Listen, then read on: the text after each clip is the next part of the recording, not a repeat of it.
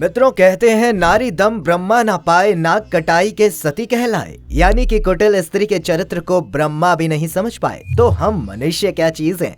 ऐसे में एक कहानी के माध्यम से चलिए जानते हैं बदचलन स्त्री के बारे में ऐसी 4 बातें जो अगर आप समझ जाएंगे तो जिंदगी में कभी धोखा नहीं खा पाएंगे।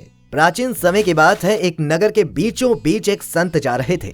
यात्रा के दौरान रात्रि हो जाती है और तभी उन्हें रास्ते में एक बुनकर और उसकी पत्नी मिलते हैं। संध्या ज्यादा हो जाने के चलते महात्मा बुनकर से उसके घर में शरण मांगते हैं, जिस पर बुनकर खुशी खुशी मान जाता है और अपनी धर्म पत्नी को संत के जलपान की व्यवस्था करने को कहकर स्वयं बाजार की ओर मदिरा पीने चला जाता है। घर पहुंचकर बुनकर की पत्नी काफी खुश होती है, क्योंकि उसे पता था अब उसका पति मदिरा पीकर देर रात नशे में घर लौटेगा। ऐसे में वो अगर जल्दी जल्दी इतना सारा काम निपटा दे तो वो अपने प्रेमी से मिलने जा सकती है। दोस्तों, कहा जाता है कि जिस दिन आसमान में घने बादल छाए हुए हो, धरती पर अंधेरा छाया हो, वो दिन चरित्रहीन स्त्रियों के लिए उनके मन का होता है।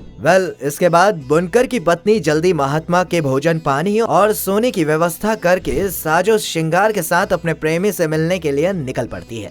इसके अलावा चरित्रहीन स्त्री को लेकर एक बात और भी कही जाती है कि जो स्त्री बदचलन होती है वो दूसरे मर्दों के लिए सजती संवरती है और ऐसी स्त्रियों को अपने पति की मृत्यु एवं अपने घर वालों की मृत्यु से तनिक भी फर्क नहीं पड़ता। खैर, जैसे ही वो स्त्री घर के बाहर निकलती है तो उसे सामने से उसका पति नशे में झूमता हुआ वापस आता हुआ दिखता है, जिसके बाद बुनकर की पत्नी हड़बड़ाहट में घर की ओर वापस आकर सारा श्रृंगार बिगाड़ती है। लेकिन इससे कोई फायदा नहीं होता, क्योंकि बुनकर ने उसे रास्ते में आते देख लिया था और वो समझ गया था कि जरूर वो अपने किसी प्रेमी से मिलने जा रही है। अब बुनकर को अपने पड़ोसियों और नजदीकी लोगों से पत्नी के खिलाफ उठी सभी बातों पर यकीन होने लगा, या फिर यूं कहें कि पत्नी को रंगे हाथ पकड़कर उसका शक यकीन में बदल गया। घर में आकर जब बुनकर अपनी पत्नी से सवाल करता है तो वो गुस्से से लाल हो जाती है और उल्टा अपने पति को ही अपशब्द कहने लगती है। ये सब सुनकर बुनकर आग बबूला हो जाता है, अपनी पत्नी को डंडों से मारकर उसे एक लंबी पाइप से बांध देता है। ये सब घर में मौजूद संत अपनी आंखों से शांति से देख रहा था। पत्नी को पाइप में बांधने के बाद बुनकर वहीं कमरे में आराम से सो जाता है।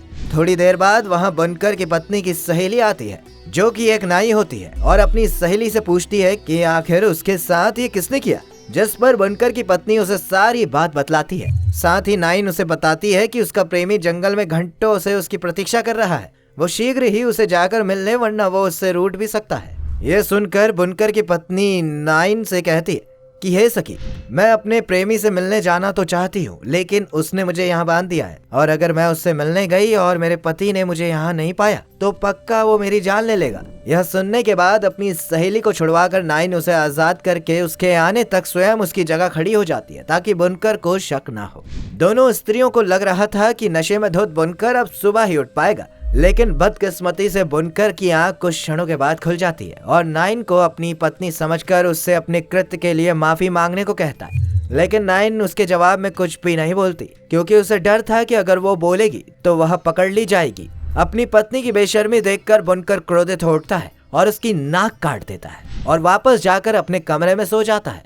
कुछ समय बाद जब बुनकर की पत्नी वापस आती है तो अपनी सहेली की कटी नाक देखकर उसे काफी अफसोस होता है, लेकिन अब कर भी क्या सकते थे, इसलिए वो अपनी सहेली को बंधन मुक्त कर देती है। नाक के कटने की वजह से नाइन को काफी पीड़ा हो रही थी, मगर चाहकर भी वो अपना ये दर्द किसी को साझा नहीं कर सकती थी, इसीलिए घर पहुंचकर चादर लपेटकर वो सो जाती है। उधर बुनकर उठकर अपनी पत्नी के पास दोबारा आता है और उससे कहता है कि अब की बार तो मैंने सिर्फ तुम्हारी नाक ही काटी है, लेकिन अगर तुम अब भी मेरी बात नहीं मानोगी तो मैं तुम्हारा कान भी काट लूंगा।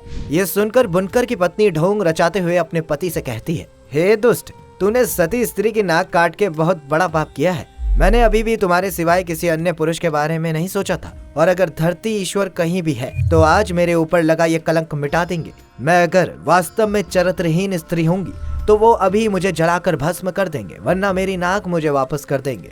इसके थोड़ी देर बाद ही बुनकर की पत्नी अब घूंघट उठाकर अपने पति को गलत साबित कर देती है। पत्नी की नाक को देखकर बुनकर दंग रह जाता है और पत्नी के पैरों में गिर जाता है।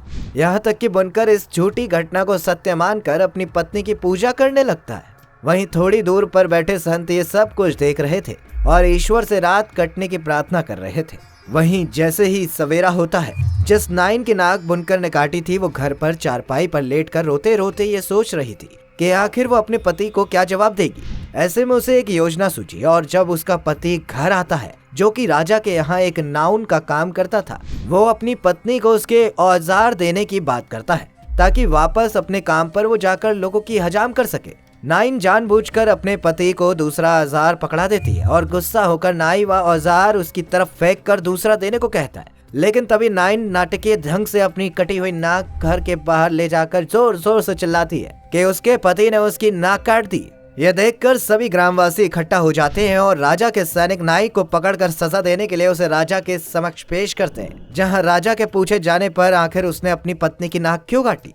वो नाई बेचारा चुप रहता है क्योंकि उसे तो अभी भी समझ नहीं आ रहा था कि ये सब हुआ कैसे। नाई की चुप्पी की वजह से राजा ने नाई को दोषी ठहराते हुए उसे मृत्यु दंड की सजा दे दी। परंतु तभी वहां पर वही संत उपस्थित हो जाते हैं जो कि बुनकर के घर पर रुके हुए थे और वह शुरुआत से ही सारी घटना राजा को बताते हैं। राजा को सारी बात भली भांति समझ आ जाती है और वो नाई को छोड़कर बुनकर और उसकी पत्नी के नाक और कान कटवाने का हुक्म सुनाते हैं।